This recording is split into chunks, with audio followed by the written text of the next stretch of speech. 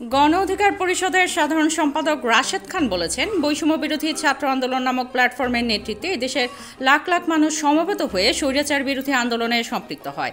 এরপর এই প্ল্যাটফর্মের নেতারা রাজনৈতিক দল গঠনের প্রেক্ষিতে গত 7 মার্চ সাংবাদিকদের এক প্রশ্নের জবাবে নাহিদ ইসলাম বলেন, বৈষম্য বিরোধী ছাত্র আন্দোলন এখন আর আগের জায়গায় নেই, সেখান থেকে একটি ছাত্র সংগঠন তৈরি হয়েছে।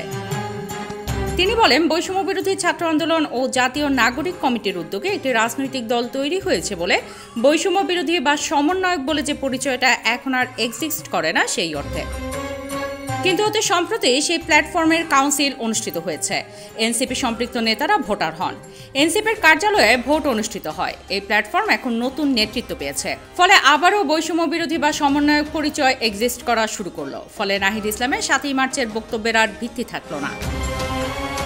শুক্রবার সকালে নিজের ভেরিফাইড ফেসবুক আইডিতে দেওয়া এক পোস্টে এসব কথা বলেন রাশেদ খান। তিনি বলেন, ইতিপূর্বে এই প্ল্যাটফর্মের বেশ কিছু নেতার বিরুদ্ধে নানা অভিযোগ এসেছে। ফলশ্রুতিতে গণ অভ্যুত্থানের নেতৃত্বদানকারী এই প্ল্যাটফর্মটি অনেকে স্থগিত রাখার আহ্বান করেছিল, কিন্তু সেটি আবারও চালু করা হলো।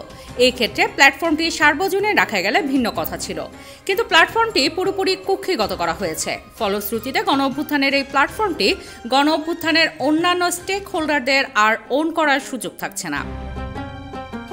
পোস্টে তিনি আরও উল্লেখ করেন, প্ল্যাটফর্মটি যদি আবারও বিতর্কিত হয় তবে আওয়ামী আমলের মুক্তিযুদ্ধ মঞ্চের মতো ঘৃণার পাত্রে পরিণত হবে। কিন্তু এই প্ল্যাটফর্মটিকে কেন্দ্র করে ঘৃণার উদ্রেক হয় এমন কোনো সুযোগ রাখা দরকার ছিল না। আর এক্ষেত্রে নাহিদ ইসলামের বক্তব্যের মধ্যে অটল থাকা গেলে সবকিছু বিতর্কের ঊর্ধ্বে থাকত।